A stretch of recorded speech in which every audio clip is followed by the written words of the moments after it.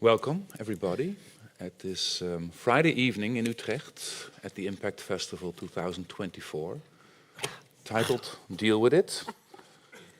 And my co-curator, Ine Gevers, has apparently forgotten something, but first let me introduce myself. I'm Arnon Grunberg, Director of IMPAKT and one of the two curators, together with Ine, of this year's festival. Ine has been working on a lot of exhibitions in the Netherlands with her foundation Niet Normaal. Robot Love in Eindhoven was one of them.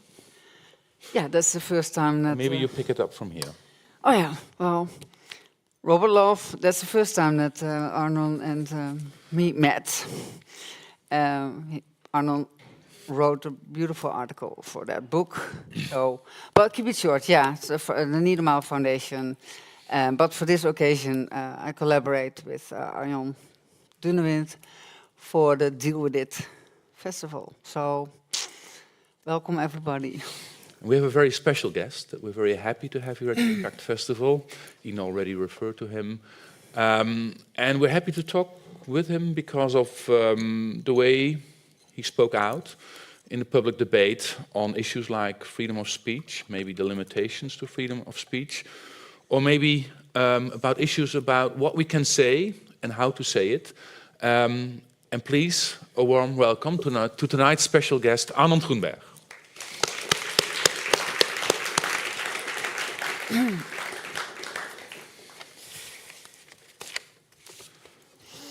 Hello. Welcome. Thank you. Thank you for having me. Yeah, glad to have you. Ine, yes, Arno. A bio. Wow. Yes. We're going to have a slight problem. Yeah, the names so? are very look-alike, Arjon and Arnon. So, you know, in all the stress moments, I might be confusing the names sometimes. So I won't be offended, so that's the good thing. So that all that you know. But no, you can call me David if you like to. Yeah, exactly. I'm going to give you a short introduction. Arnon Grunberg is a knowledgeable and acclaimed writer who in 2022 received both the Johannes Vermeer Prize and for his entire oeuvre the PC Hooft-prize. Besides publishing novels, Grunberg regularly contributes to international newspapers such as the New York Times and the Guardian, etc., and takes part in the public debate through his appearances as an anchorman and his columns on various platforms. Recently, Grunberg decided to stop writing for Belgian newspaper Humo because of the affair surrounding a brutal statement by Herman Brusselmans about Jews that the platform did not distance itself from. We invited Grunberg to the Deal With It festival for numerous reasons. Arjon just, you see, Arjon just mentioned a few, including his stance on artistic freedom and morality. But also his boundless curiosity for people and his preference for those fellow humans who, I quote, Arnon, can laugh at their own insignificance.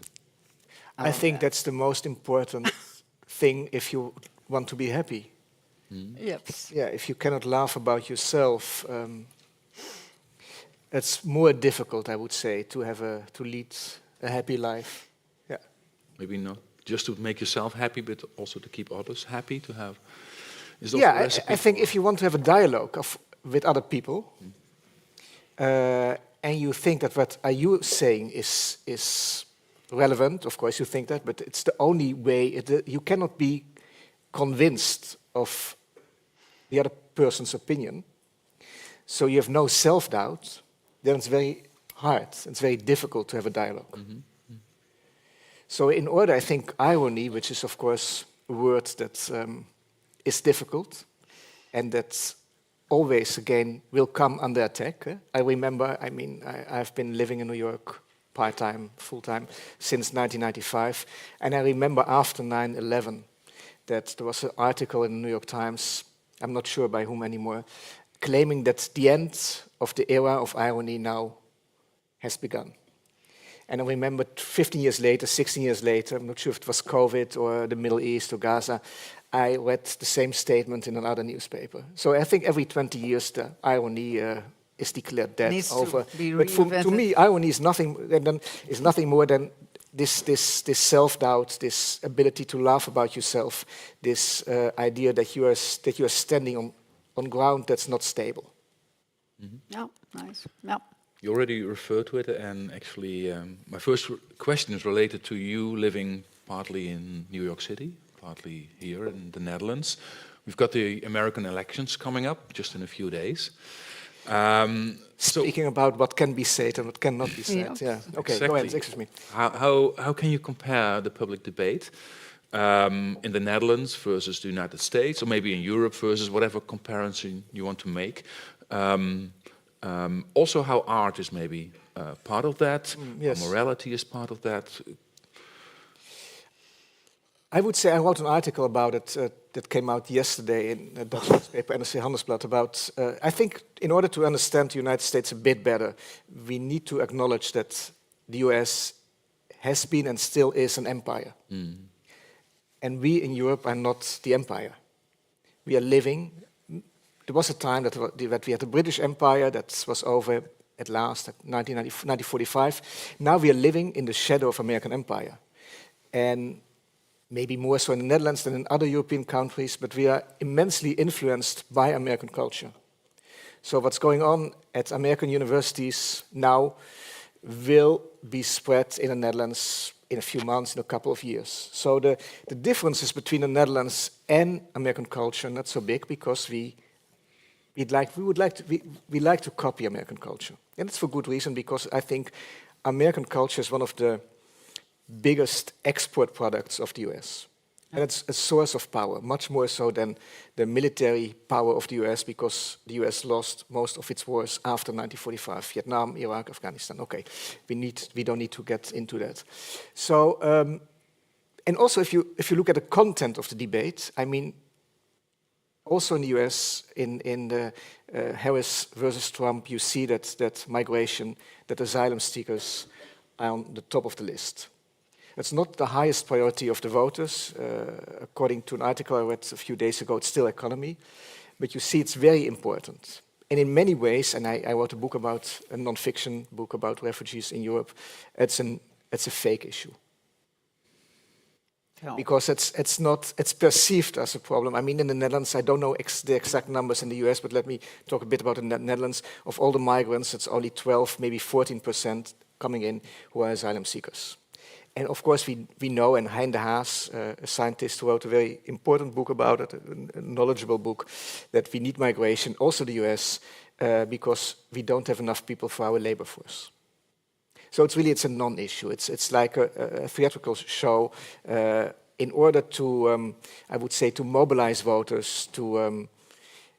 It's a cynical show in order to get votes.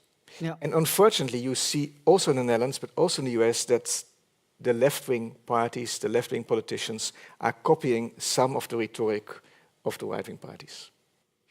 That's very unfortunate, but that's going on. What can you say how art, and that's maybe in the widest definition, culture, authors, journalists, are part of it, and how that is different in the US than it is here in Europe?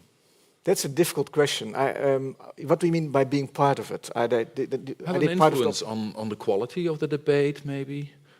Have an influence at all? Art, broad, huh? Yeah, it's, Everything. of course you have. I mean, I guess that whatever we call public intellectual, that they, if you write, I mean, I consider myself first and foremost a novelist. That's the most important thing I do.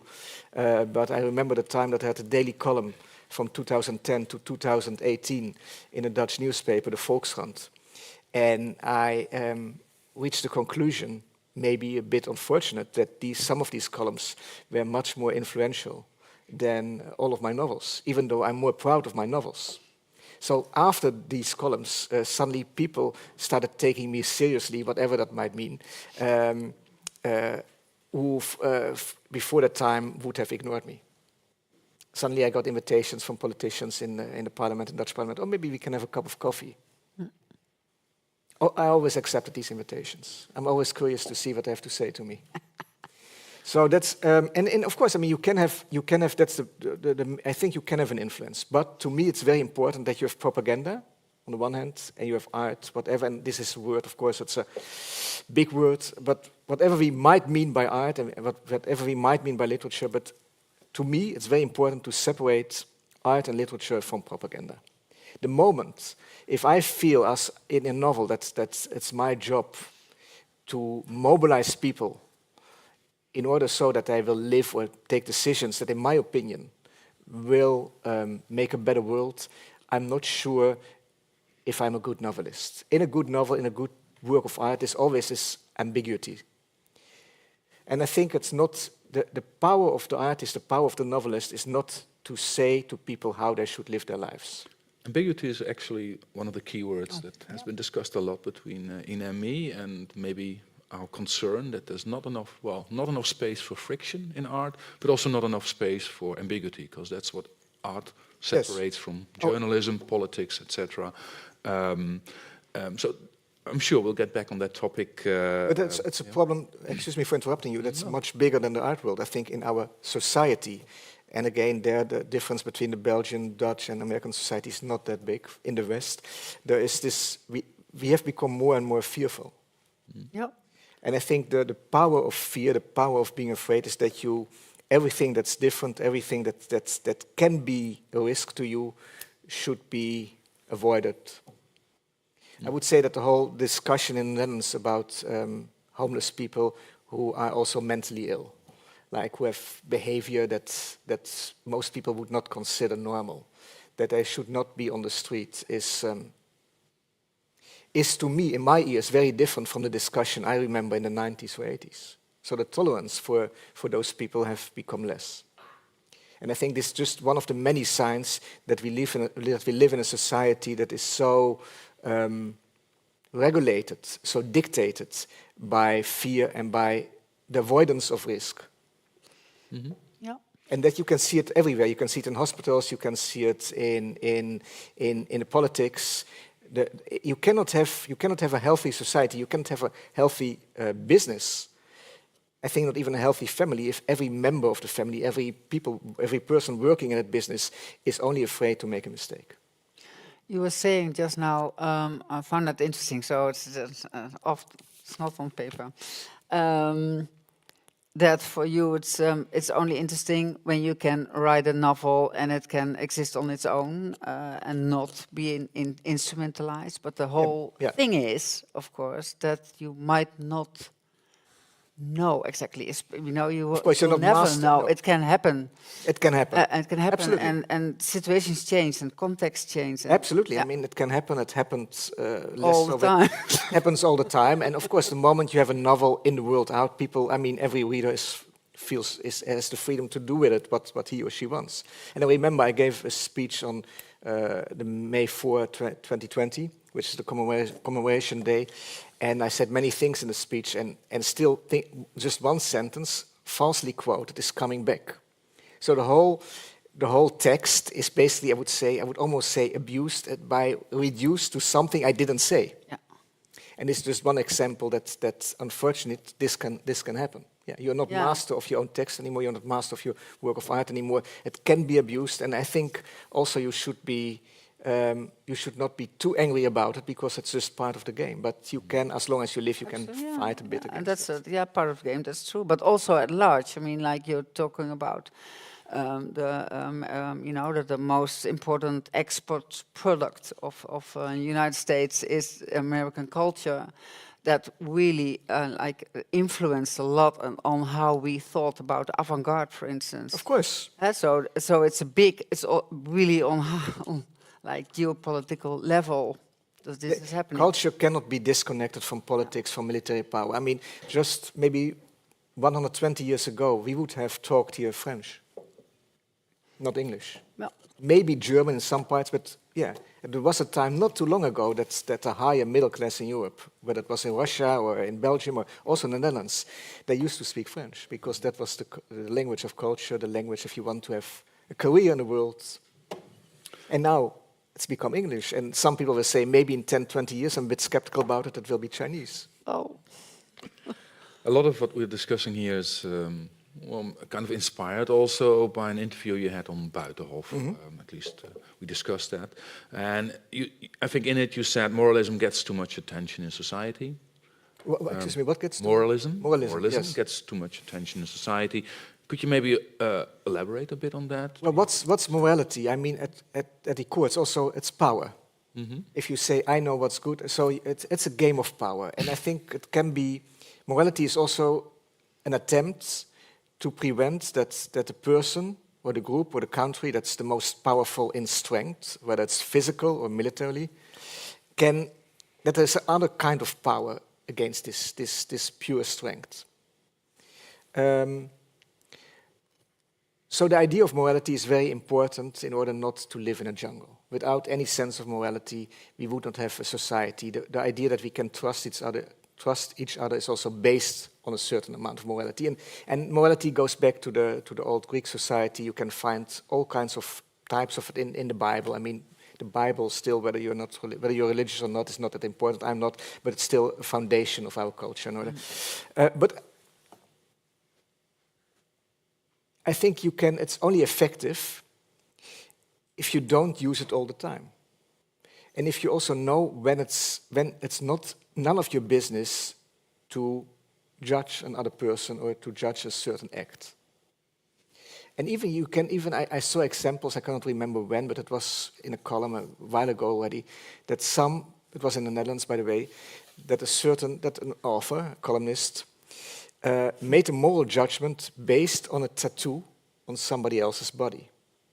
So you can have, of course, I might like tattoos, I might not like them, but it's not important. Whether I like your tattoo or not, whether I have a judgment on it, it's not important. And I think that's something we have forgotten. And also, I came up with this aesthetic example because I think there's a huge confusion about where the ethical ends, and of course they're also intertwined, but where the ethical ends and the aesthetical domain begins. it's also, we'll come back to that one. Yeah. Now, if we would apply this question to the arts, I mean, okay, morality has a certain place in society in general. How is that different for the arts? Because I think one of your concerns is also that moralism and morality increasingly is influencing the arts. Yes, that's one of my concerns. From the era of the Romantic era, art has become something different than it was before. It has become this free space where people can experiment, where people can say things that are offensive. Of course, to give offense is part of a tradition within the arts. I mean, the whole what stand-up comedy is, and I'm not the biggest fan, to be honest, of stand-up comedy, but it's part of the arts. We can agree on it.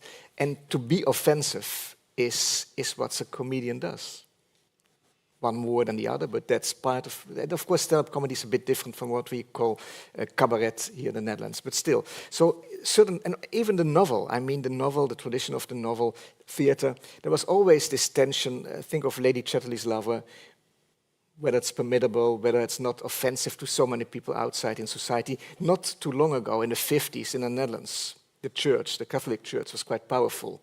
And there was a list of books that you were not allowed, handed out by the church, that you were not allowed to read. And of course, there was the liberation of the 60s, and and when I grew up in the 70s and 80s in the Netherlands, it was unthinkable that this era would come back. And now my fear is that, of course, not the Pope, not the Church, but the other kinds of churches that will come up with lists. What books are good for you, and what books will lead you to hell. Yeah. Or what pieces of work. So this is, yeah, I think there is you have a different kind of freedom when you're an artist. And this is, of course, I mean, what you can say, because the question, what can you say, depends on context. What you say in Parliament, in the Tweede Kamer in the Netherlands, you have a different responsibility as a member of Parliament than an artist here in a space that's knowing that this is a work of art, that this person is an artist. They're different, and of course, I mean, when somebody shouts something in the subway, it's a different context from what you can say in a talk show on television. So context is very important, and I would still defend the free space that art has always been and should remain. Related to this, Deal With It, the festival, also connects the question of radical art or being able to, the freedom to speak out, to identity politics, which has become so obviously important that almost no one is allowed to speak anymore without first accepting a fixed identity. What is the connection between assumptions of identity and the quest for morality? Yeah, I think it's a very important question, and identity is one of our obsessions, and the fixed identity. I think the problem starts when somebody else makes assumptions about your identity. I don't like to be labeled. The moment somebody is labeling me, I think it's highly offensive, or it's offensive. I mean, I don't do anything about it, but it's... on the other hand, also, I would never say, Arnon as, whatever you can... So I don't identify myself neither. What I have to say, I say it as a human being, maybe as somebody who was born in the Netherlands, moved to New York, as an author. That's it. Even as a man, I guess I'm a man, whatever that might mean. I would never say, as a man, I'm saying this. I say this as Arnon. I don't speak on behalf of other people. I don't want other people to speak on my behalf in general. So, and the moment somebody is saying to me, oh, you cannot say this because you are X or Z or W, I think the discussion is moving into a direction that's not the right direction. Because it's so interesting, because actually, we forgot actually to also invite the public to at any point, if anyone has a question, but we might decide to save it for the end. Yeah. But feel free, you'll get your chance at the end also. What I wanted to say, what is so interesting about identity politics and obsession that we have with it, if you say that, like, I don't want to be like fixed, labeled. Everybody knows this, like if you have a partner, etc., the quarrels that we have mostly is because the other partner then suddenly says, but you always, or you do, or you are, it's like... Of course. So it's very recognizable. It's really interesting, I think. Of course, I have quarrels with my partner as well, but she never tells me, oh, that's because you are a man. Oh, you're a happy man then. No, but there's this is a bit strange to me. It's more personal in my quarrels I'm having with my partner.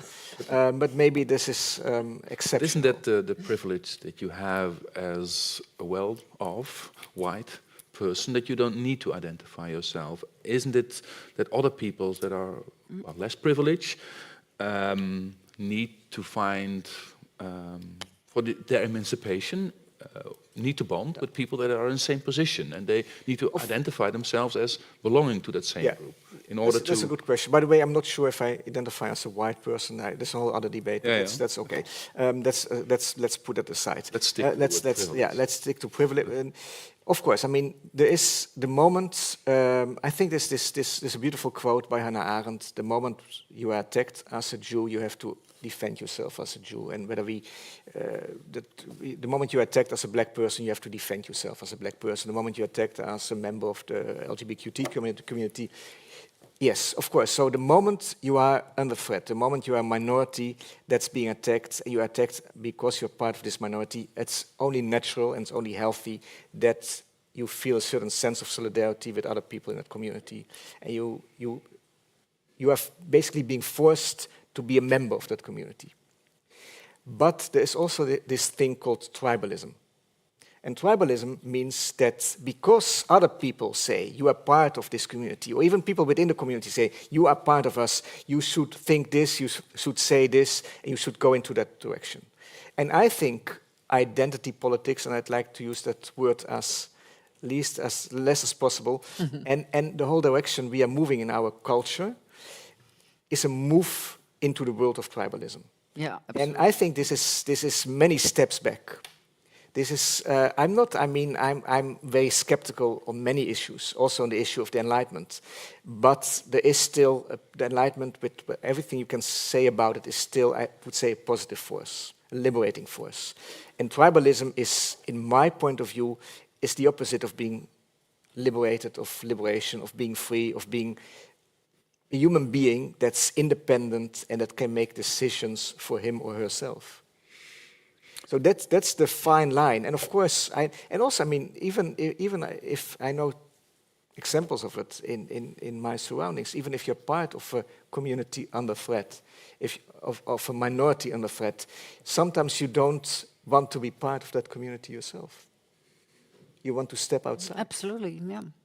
And I think this is the freedom people have, and we should accept it. And I think it's part of something that's a word that is not used as much as it was in the last century. But emancipation is still, I would say, and maybe it's a bit old-fashioned, maybe it's even naive, but it's still a way forward.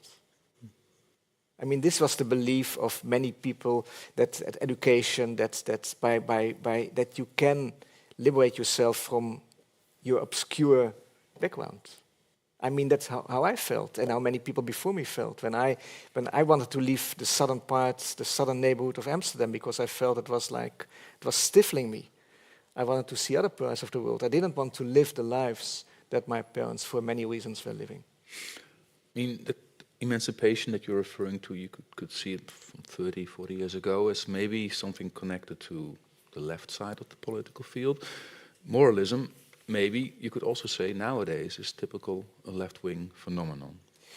Both. It's not only left-wing phenomenon. It's of course the other side. The churches. Well, I'm also referring back to the Buitenhof interview, where one of these churches was also left-wing politics, at least how you referred to it. In the Netherlands, there was this saying, I think it started with the late politician Pim Fortuyn, that the left, the PvdA at that time, was the linkse kerk.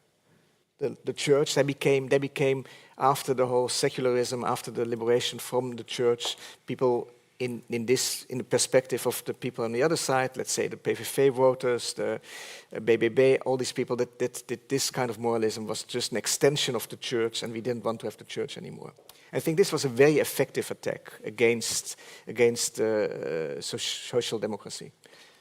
And in a way, I think the politicians working for those parties were not very helpful in countering these attacks, because they took the high ground, and that's not always in a debate. I mean, since we are 7 days or less than 7 days before the US elections, I'd like to remind you of certain mistakes Hillary Clinton made in 2016. So there are certain types of moralism that really are in a debate the opposite of being helpful, and they should be avoided. And that's the basket of deplorable that you're referring to? Exactly. That was one of the, that was really, I mean, which of course misogyny way, didn't... At least that's how it's now spinned by Trump, repeated. By Biden. Yeah, exactly. In a way, I mean, in the Netherlands, of course, you have like the whole, I think it's Sander Schimmelpenninck, the columnist for the Volkskrant, who came up with the term dom rechts, stupid right-wing. I think if you want to win over voters, if you want to make parties, political parties like the PVV or AfD in Germany or Le Pen in France smaller, these words are not going to help. No. Nobody is going to say after reading Sander Schimmelpenninck, oh, Mr. Schimmelpenninck thinks I'm stupid. Now I'm going to vote for the parties he is recommending. No. So that's what I mean by you are preaching to the people who are already converted. Yeah, and that's not only a bit dull, it's not making changes in society. Yeah. And perhaps also, again, there that humor and self-irony can play a role. You know, even like breaking barriers. Yeah, I think the reaching moment, other if you cannot, I mean, of course, I mean, even I would, even if the opponent of Mr. Trump in the US, I'm not allowed to vote, I have still a green card, but even if the opponent of Mr. Trump would be a dog or a cat, I would vote for this pet. But still, I mean, it's not as a novelist, but also as a novelist, it's something I can say as a novelist, because it's a huge part of my identity. It's my job to be able to identify with people who vote for Trump. And it would be slightly stupid and narrow-minded to think that I would never be able to vote for Trump. I would never be able to be such a person. I mean, what helped me also as a novelist is that I did a lot of journalism, a lot of non-fiction. And unlike the situation in the Netherlands, many people in the US are in prison, many people are incarcerated. And by doing some of these projects in the western part of the states, in Arizona and New Mexico, I spoke by coincidence, because it was about religion. I spoke to many people who have family members, or sometimes you have fathers in prison for a long time. And I remember one of those family members, a daughter, she said, I could never imagine somebody in prison until my father was sent for 15 years to prison. Mm-hmm. And in a way, this was for me an eye-opener, because then I realized, first of all, that I don't know anybody. Maybe, the father of an ex-girlfriend of mine. But I don't know anybody who ever has been in prison here in the Netherlands. So this is also a sign of being in a bubble. In a bubble. But also less people are being sent to prison. But also the moment I realized that living in the US really helped me, that you're not that far away from prison. That is stupid. That it is an illusion to think, oh, I am above this danger. I will never be. No. I feel, and really in the US you can see people fall deeper and faster than in the Netherlands or in Germany, that it's always a possibility. It can happen to me as well. Isn't that also, I mean, we talked about the risk-avoiding society.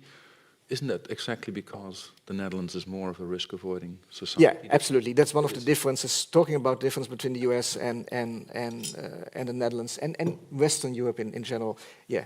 Mm-hmm. That's the whole culture of the US, is the risk, the reward of the risk. And of course, that's also what gives it a sense of vitality and a sense of excitement, which I like, still, despite all the misgivings you can have about the empire, about the US. But still, this is what I find exciting. And the whole, in the Netherlands, the word bestaanszekerheid, security of existence, a huge topic, as most of you know, in the last elections. There is an irony to that word, because bestaan, to exist, it's always. We are mortals. There is no security. We're going to die. Come on.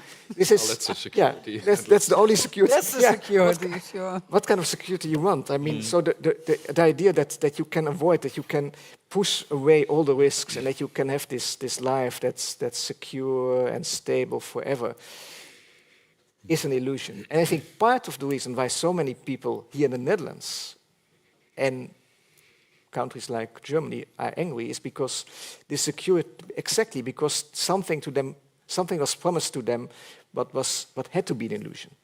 But it's also so interesting because bestaansonzekerheid is a play on bestaansonzekerheid, like insecurity of existence, really.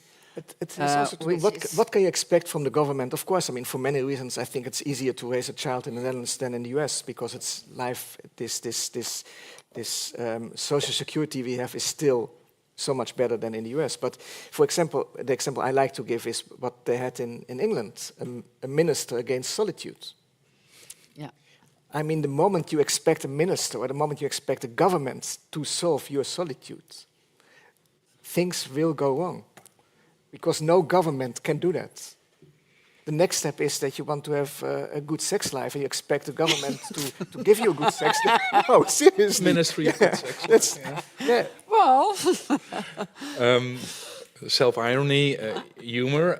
You said in Dutch, it's bij links wordt weinig gelachen, meaning in English, there doesn't seem to be much fun on the left. That was a quote. I did a project 2 years ago with SGP, one of the small extreme Christian parties, but they had a lot that gereformeerd, Right-wing, right wing, yeah, you might add, yeah.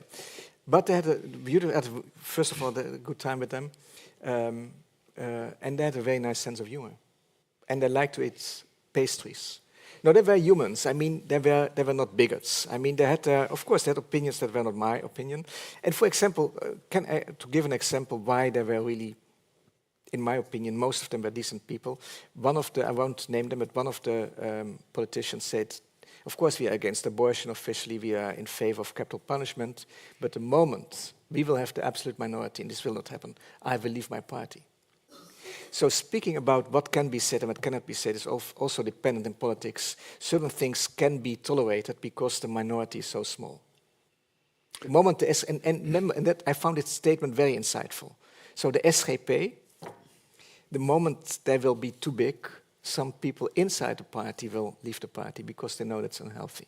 Mm-hmm. Maybe you're mistaking their tolerance for a feeling of superiority that they might have, or it's the fact that they are just thinking about the afterlife and don't have the urge to change that much, like left-wing politics. They want to change the world we live in. They are just looking forward to the reward they will get for their behaving in the afterlife. Well, that's another quote which I still, and I quote, one of these SGP members told me that what's tolerance? That you can live very well together with somebody, with a neighbor, who goes straight to hell after his death. Mm-hmm. So that's, and in a way, that's to me still the essence of the freedom of religion. And we live in a time, not only in the US, but also here, where certain religions are under attack, as we all know. I mean, it's clear that I'm talking about Muslims and Islam. So, yeah, but that's, and to answer your question, I'm a bit skeptical also about the capability of human beings to... Of course we can change certain things, but we are not gods. Mm-hmm. Our power is limited. And sometimes we don't know what the consequences are of our so-called good deeds. So there a certain amount of modesty is I would say, healthy, and I can sympathize with it. Mm. The moment, I won't believe anybody who's going to tell me I'm going to create a perfect society. Because it's obvious that human beings we are all imperfect.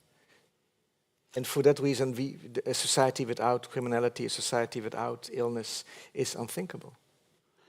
So it doesn't mean that we have to sit down and say, okay, we don't do anything, but there are limitations to what you can do. And to acknowledge this is just a sign of humanity.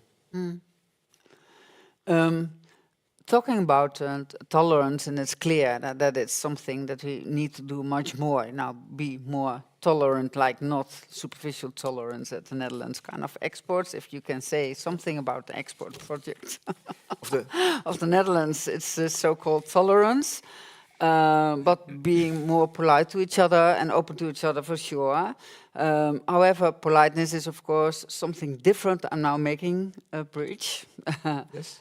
As neutrality. Absolutely. And that is something we would like to put on the table now. Neutrality is not, no, and of course, also everything depends on the context. In daily life, when you board a train or when you go into a shop, I think being polite doesn't have to be always honest. Mm-hmm. I think there's this tendency in the northern part of the Netherlands, if I can still call the southern part Catholic, but that being honest is more important than being polite. Mm-hmm. And I tend to disagree. I think being polite it's you play a game, but it's a beautiful game you can play, and it helps to live peacefully with other people in society. You don't have always to say what you think. Better not. Yeah. I mean, I'm very glad that you don't say everything you think about me. No. I think that's one of the reasons we can have this we can have this beautiful conversation, because both we shut up at the right moment. Yes. Well, you know, so we're not yet at the end. Not yet. No, maybe yet. So, but still. So, and of course, but neutrality. This again, Walter Benjamin, an important German Marxist philosopher, but also more than being Marxist. He wrote, "Neutrality is only for the gods." Yeah. So as a human, you cannot be neutral. But at the same time, I'd like to add, I'm not sure what your follow-up question will be, but I'd like to add, also you cannot force other people to speak out. I think this is the essence for me of being intolerant. Yeah. You cannot say, I hate it when this happened after 9/11, that Muslims were forced out to speak out against terrorism. Even the mayor of Rotterdam, the former mayor of Rotterdam, he was proud of doing so. And I think this is not the right path. You cannot, because also there's this guilt by association, and in general, not only in a courtroom, but in every place, people are entitled to remain silent. Yeah, but And even this 2 days is ago not something that Yeah, is I a wanted to virtue. say that. No. Yeah? Go ahead. No, 2 days ago we had Yeah. in our program a panel called Don't Say You Didn't Know. Yeah. It was on the Gaza war, about our observation that in the arts in the Netherlands there's not much organizations that speak out against the war in Gaza. So everything you just said, could you apply that to this specific situation? I'm not sure. I had the feeling that first of all, you can ask yourself: is it like should a museum or a theater group speak out against certain current political events, and what events should be spoken out against and what not?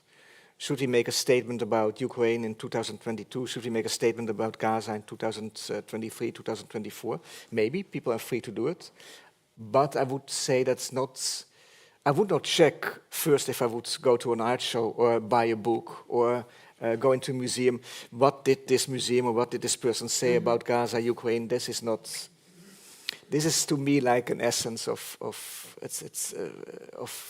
intolerance, of fear of dirt. yeah. And fear of getting dirty. And to me, I mean, one of the reasons why I became a novelist is that I wanted to get dirty. I like the dirt in many ways. So, and also to add to this in general, as I understand completely people living during the Second World War in Germany who were just trying to get to make a living and to get over it. And decided same not in to the speak Netherlands. out against it. Yeah, of course. You cannot so that absolutely. And I can even sympathize with them. Yeah. There's one remark Yeah. that of that same panel that I really found interesting, and it has a bit to do with what you were saying, neutrality, or like quoting somebody else, neutrality is for the gods only. And that was Yumaya, I forgot her last name, Yumaya. She said you cannot be neutral on a territory where you are complicit. And I found that quite interesting, you know, in terms of our relation and the government relation to. Well, Rory Rosen also in the panel Yeah. said neutrality. Yes, Switzerland was neutrality, and is one country that profited from the Second World War. It's Switzerland. Yeah, because all the money was went to of course, yeah. I think there's still a distinction between the government and the citizens. Yeah. And again, the was question addressing is, the citizens. who am I to say you are obliged to speak out? It's a position of power I'm not willing to take. Of course, we had different court cases against the Netherlands in order that the Dutch government would not send certain. It's about the F-35, I believe, F-35 fighter jet, and certain repairs, certain articles that were needed in order to repair these airplanes could not be sent to Israel. And I believe I read in the New York Times that the U.S. government said, if the Netherlands is not going to send these articles, we will find other ways of sending it. So this, besides the moral question, is also the question of is it effective? I mean, we know from Russia that sanctions against Russia, I mean, after Ukraine, there were so many sanctions against Russia. The Russian economy is growing faster than the Dutch Like economy. saying, if So I'm not going to steal it, someone else will steal it. Yeah, that's not saying that it's not. I'm not saying that you should sit on your hands, but I think you should be aware of the effect of your moral position. And of course, you can be moral, and it can be highly important without having any effect. But at the same time, and what I underline is that you cannot force other people to have the same moral position. There is, I would say, and I remember I have been attacked because of that before, and people didn't like it always. But to me, the essence of tolerance is indifference. Indifference can be awful, and of course there's this famous quote again by Hannah Arendt, but indifference is also needed in order to live peacefully together. Oh. And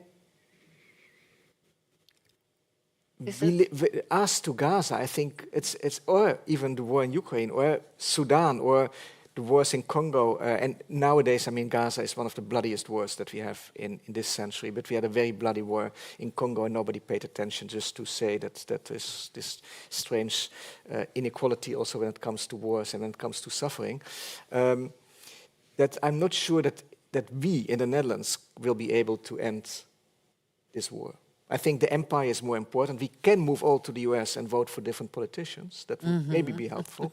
But still, I think there are much more, and also in Israel, and especially in Israel, but especially also what's happening in the US, will be influential, not only for Israel and Gaza, but also for Ukraine. So that's, again, I would say a small reality check, and then we can talk about more. Everybody, yeah.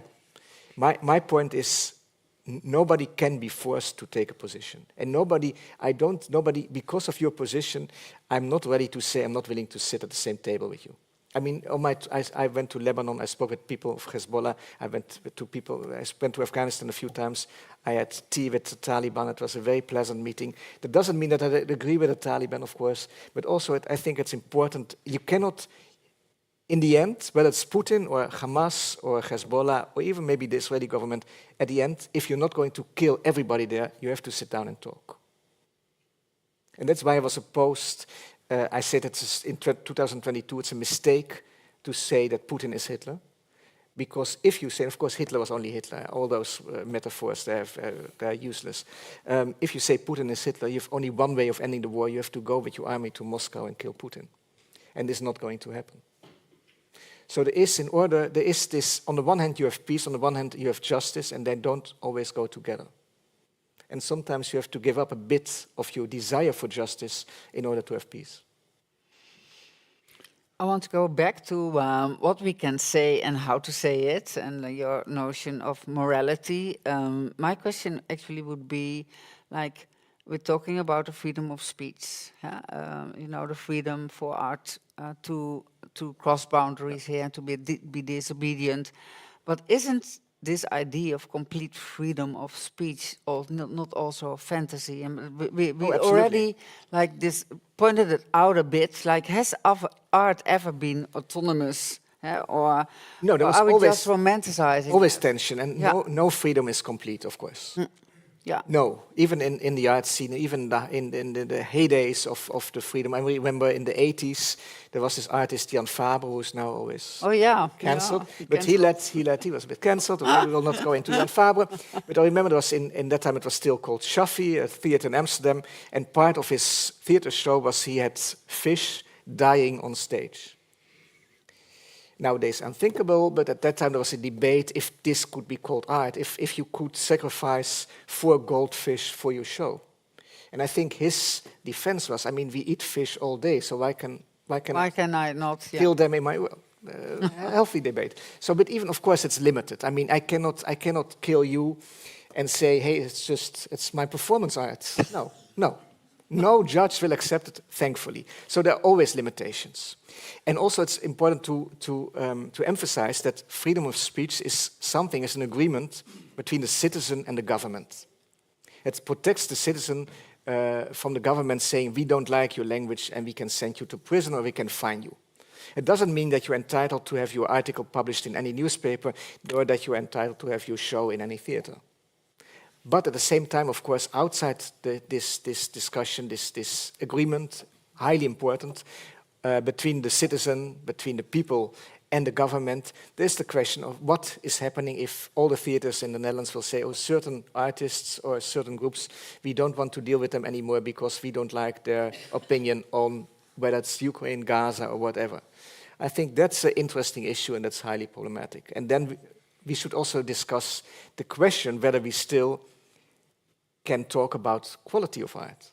Mm-hmm. Is there still something that's called quality, or is it just about morality and ethics, and are you on the right side or on the wrong side of our ideas about the world? Would you know, or would you, I mean, are there conditions where the so-called artistic freedom, where we have what we aim for, like could exist or can exist or in the future. But I think we still, after 45, we try to have, with all the things that we can say were narrow-minded and were still racist and were not perfect, but we try to have tribal. We try to have an open, liberal society, and this is still a society. I'm willing and I'm going to defend, and that means also that you have that the space of the artist, the space of literature, has a certain amount of freedom, and we should not be. It's part and being offensive and too afraid. It's, but that doesn't mean, of course, that I can like it or that I think it's tasteful. No, it's not important. We had this Sunday, I believe, there was this big campaign meeting of Donald Trump in New York. I was still there in Madison Square Garden, and as you might remember, there was this stand-up comedian, I forgot his name, who opened the show, and he had these offensive remarks about Puerto Ricans, among other. I mean, he was offensive about any minority, but especially because of the situation in Pennsylvania, where apparently many Puerto Ricans live, and Pennsylvania is one of the swing states, as you also know. Then later, the Trump campaign apologized for the remarks of this stand-up comedian they hired in order to cheer up the audience, and said, "Of course, we have nothing against Puerto Ricans." I'm telling this anecdote because you can see that. I mean, I'm not willing to that. How instrumentalized the debate is. Puerto Ricans are interesting because we might need them to win the election. At the same time, also, even though I think the stand-up comedian was not funny, it was nothing. He should not be punished for his acts. Whether I would buy a ticket for a show. No, I'm not going to buy a ticket ever for a show. But that doesn't mean that I think that he should not be allowed to perform anymore. And to me, that's even though I think he offended everything. He offended. Still, this is I would say the essence of tolerance. Mm-hmm. And of course, I can see that other people say no. We cannot accept it. But maybe. Also, and again, you would maybe say you are privileged. The moment somebody is trying to be offensive against you, you don't have to be offended. You can just ignore. Laugh. You can laugh, and I think this is often the best thing you can do. Not always, but often. Yes. Yesterday, at the same table, actually, we had a conversation with Maxime Februari. He wrote this essay, the Huizinga-lezing, also Bad Art. In the Buitenhof interview, there was also at least a reference to foute kunst. I don't think it was elaborated on much, but maybe we can do that here a bit more. Foute kunst could be translated as objectionable art, abject art. There's many ways of saying it, but where do you see space in our society for this so-called bad art, foute kunst that might be awkward, uncomfortable, disobedient, people might object to it, but still you feel it has quality and it has a purpose? Foute kunst is, to me, a very dangerous term, because of course it reminds me immediately of something what was coined by the Nazis, entartete. Yeah, it was slechte kunst, like slechte kunst. We discussed that with Ine. I think it's the only example where usually if you say foute kunst, the person saying it is actually appreciating that art. And the same for Maxime Februari, bad art. It's a call for more art that doesn't behave according to the society, the rules of society. Yeah. Bad art. That is maybe the only. Yeah. Okay. Now I understand you a bit better. I would not want to call it bad art because it's always, why would you call it bad art? It's more disobedient, really. I think. Disobedient. I think that obedience is dull. Is boring. So if you want to have, and part of what you try to do, at least, I'm not an artist, I'm a novelist, but in a novel I try to do many things, but also by exposing certain things. And I still think this is the task of the novelist.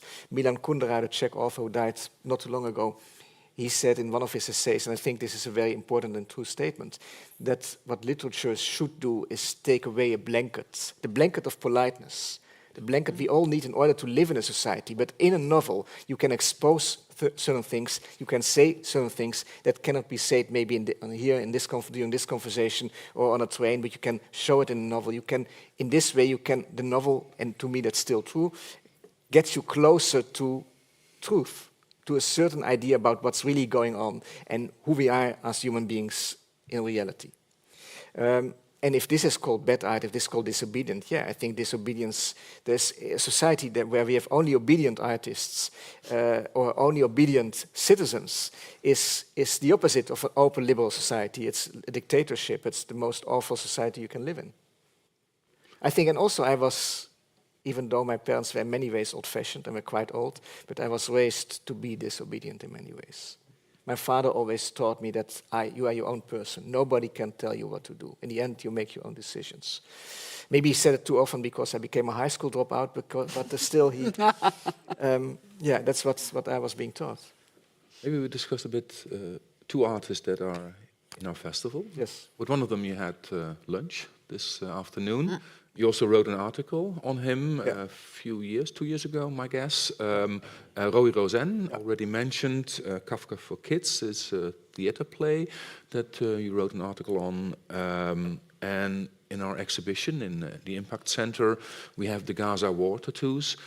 I'm very curious how you see his work, taking it from the newspaper article in the NSA. You appreciate his work? Of course, yes, very much. There's a sense of irony, a playfulness with history. I mean, he came up also with a fictional, basically cousin of Anne Frank living in Belgium. There's this play between reality and art, and the way he transformed one of the better-known Kafka's novella, The Metamorphosis, into a movie, into a musical, basically, that was Kafka for Kids. That was so funny and so enlightening, and he helped, I would say, there's a whole industry with articles about Franz Kafka, also to me a very important author.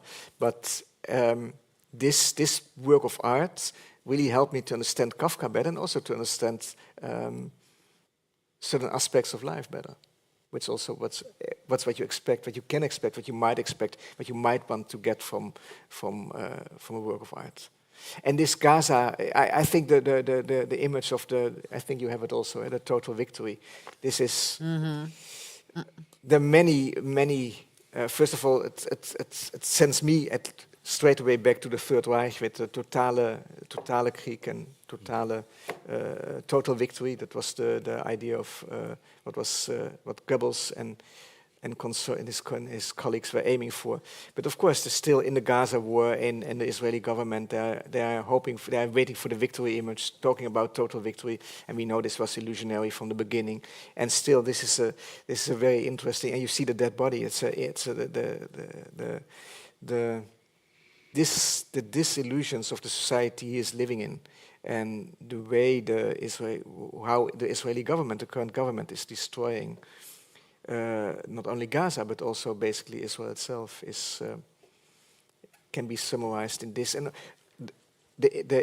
these words, this tattoo on this body. Yeah, so I think it's a very powerful image, and I appreciate him as a person also a lot. It's one of a series. We have 5 in the exhibition. The Cake is a Lie at the IMPAKT Center.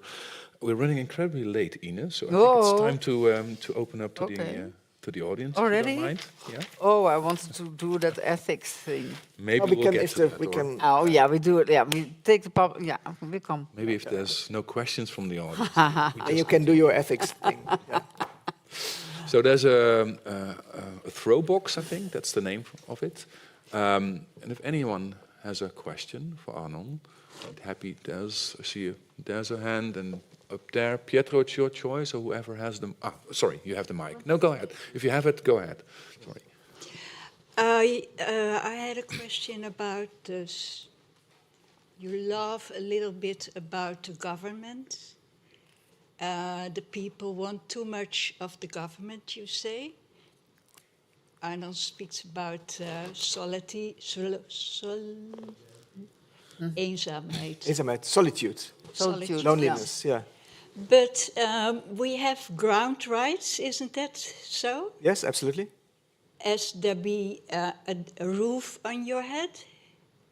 And we are all threatened by that. We don't have the certainty of that ground rights here in Holland nowadays. Is that not something you have to protest against, or how do you? Well, first of all, I'm not telling you where you should protest against. That's. I hope this became clear from all the that everybody is entitled to have his or her opinions and to be an activist or not. But talking, yes, are you entitled to have a house? I would say this is. I'm not sure if this is exactly, but more or less this is in the grondwet, in one of the rights you have as a person. Having said this, I think that's very dangerous in the Netherlands, and the same can be said about countries like Norway, Germany, Belgium. Compared to other parts of the world, even compared to the US, we still live in a very privileged part, in one of the better parts of the world. So the moment, and I think this is one of the reasons also why the right wing could grow, is that some of the parties, some of the politicians on the left used this rhetoric, used this language, and made it sound as if the Netherlands was now in the worst place you can live. Everything is destroyed, everything. I remember when I was in 2022, when I did this project with the SGP, I spent quite some time in the Dutch parliament, and I cannot remember how often, at that time it was still Rutte, the Rutte government, how often the politicians said to one of the ministers, "Oh, you should be ashamed of this, you should be ashamed of this." So at the end you could have the impression that we in the Netherlands, we are suffering as much as the people in Syria or in any war zone. I think this is a very dangerous strategy of talking about this country. And yes, of course, some people are homeless and too many people are living in poverty. I totally agree with you. But compared to other times and compared to other countries, this is still one of the better places you can live in. And I remember I was, 1 year and a half ago, Beatrice de Graaf, a Dutch historian, gave a talk in Maastricht, in a theater like this. And she started to ask the audience, how many people think we live in a time of crisis, we live in the worst times we can imagine? I would say that mainly almost 90% of the people in the audience, a theater like this, raised their hands. And then she asked the question, and how many of you would like to live in a different time? Maybe in 1952, maybe in 1742, maybe even in 1912? None. And I think this was a very powerful example that there is this unevenness between, on the one hand, the idea, and this is of course, and again, politicians are not helpful in this, that the idea that we live based, because this is how you mobilize voters, that we live in an awful place. And I'm not agreeing with what Rutte said, that this is a Graafland. No, this is like of course, this also not true, but still. Yeah, it's a worldwide problem, and still compared to other times of the world, compared to other countries, and I think this is extremely important. We still live in a privileged part in privileged time. And of course you can put that. That's what I hope too. Yes, absolutely. Yes. You put on the image of It's one of the things we want to discuss is how art that takes a risk. Yeah. In Western Europe. Which we appreciate, of course, a lot, to criticize things that are bad. But I think in other parts of the world, artists are at a lot more risk doing performances. This is an image of a performance by Kuba Kademi. I'm also putting it on screen because after Arnon is finished here, she will do a performance in another hall, to which we would all like to invite you. This is called Armor, and this is an armor that she had made by, I don't know what the name is, a craftsman in Kabul. And she used it to do a performance, to protest against the position of women in Afghan society, how they can be groped, how they can be approached with either verbal or physical violence. It is, I think, exactly 3 minutes long before it became too dangerous for her to continue, and she stepped in a taxi that probably was there for safety already and was taken away. And your she was question and forced- also your response made Yeah. me think of that. And she was forced out of the country after Yeah, this I performance. think yeah. it's a very nice follow-up on what was just being discussed, Exactly. because of course there's a huge difference whether I'm talking here about Putin or whether people in France are talking about Putin, or if a Russian artist is talking about Putin in Russia, Exactly. or in Afghanistan. There's still so many places in the world where authors, journalists, and artists are being threatened, are being killed, are being imprisoned, and this is. And indeed, speaking about preserving certain freedoms, certain liberties, certain aspects, certain qualities of life, that is, and there might be, I mean, even with the election of Trump, if he will get elected, the certain you freedom, dare yeah, say that. yeah, that's still a huge possibility. Yeah. 50%, then it's unclear whether these freedoms will be protected in a country, in a empire that's still that always claimed to be like the empire of freedom and liberty. So, but it's important to acknowledge, it's important to realize that there's so many places where a conversation like this could not have taken place, or could have had impact on us, far from just having an exchange of ideas. Yes. I think there's another question from the online audience. Yes, a question from John. He's referring to a work of Eric Kessels that was shown here yesterday and quoted during Maxime February's conversation. So I believe that's about the Destroy My Face work.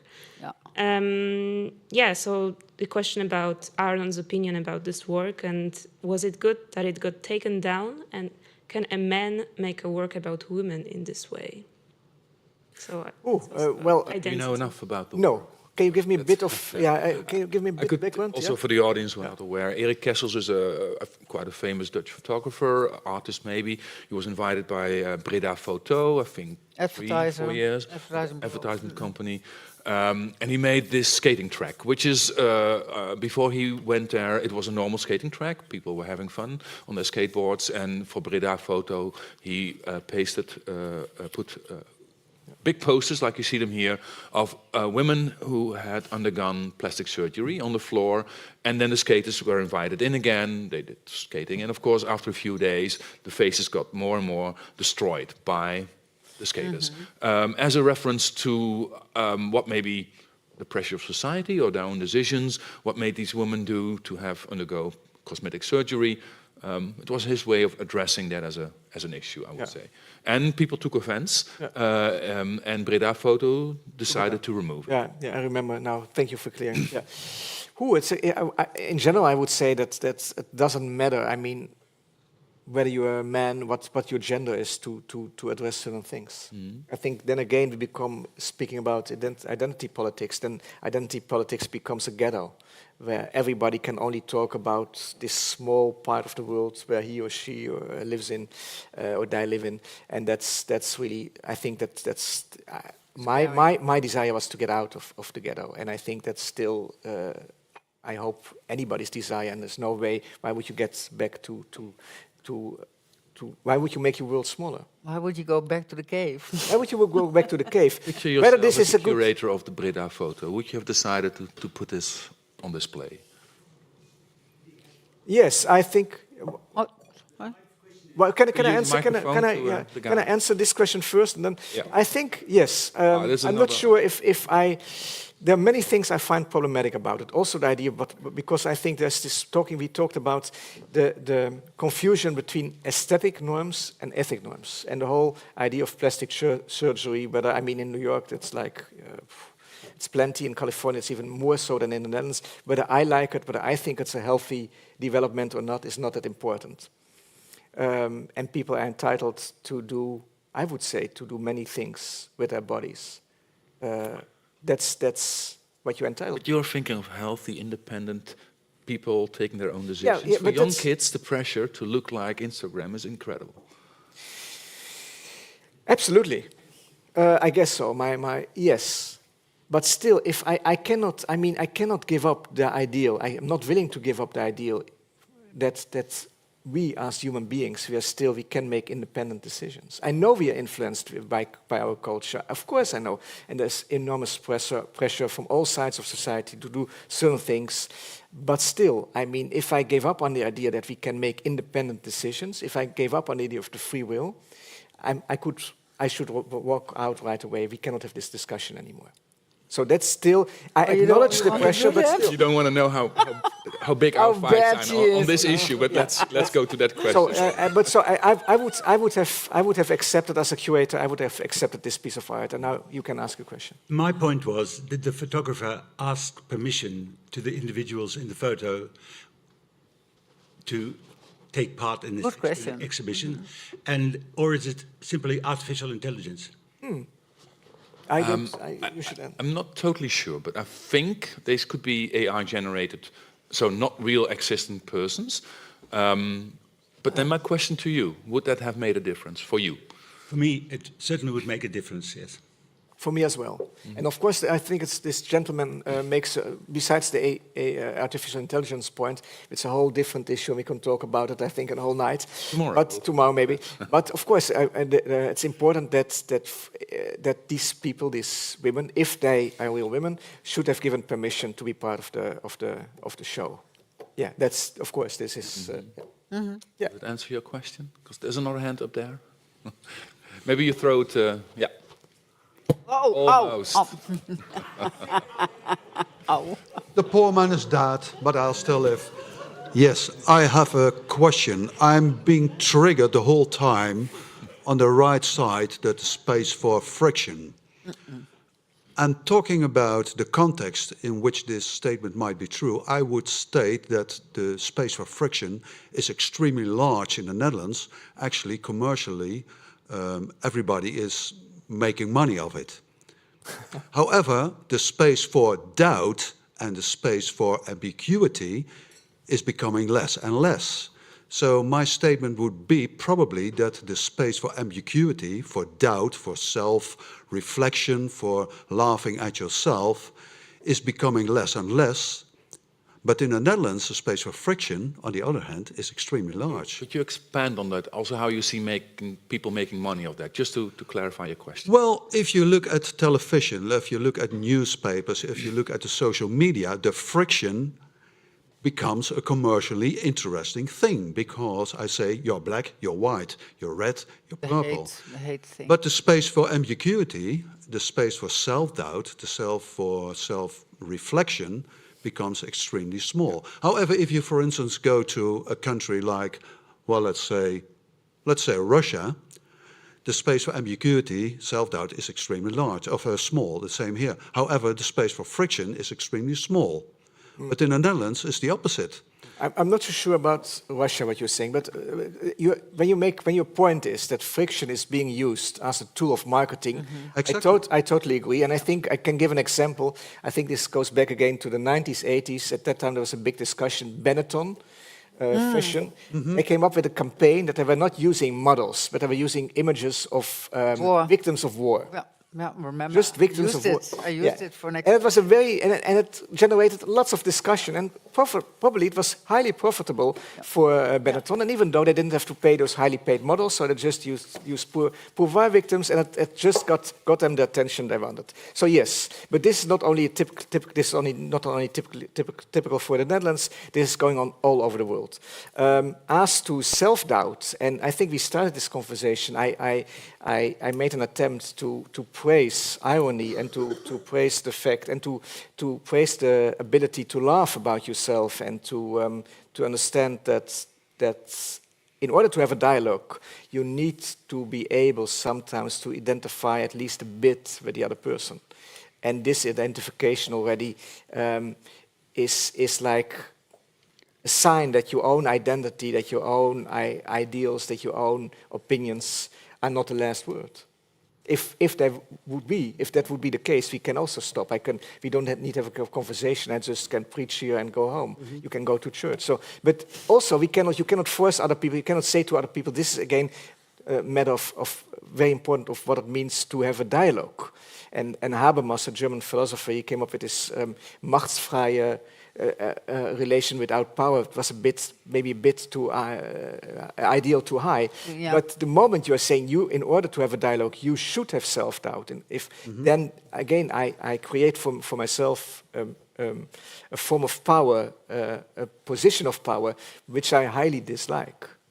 I don't want to be in that. I like power in many ways, as many people do, but not in this dialogue, not in order to tell you what you should do and what you shouldn't do. May I refer on that or not? Because I think maybe the question, space for friction, is maybe not the good question. It is the space for the doubt and the self-reflection that is maybe the most important one for the dialogue.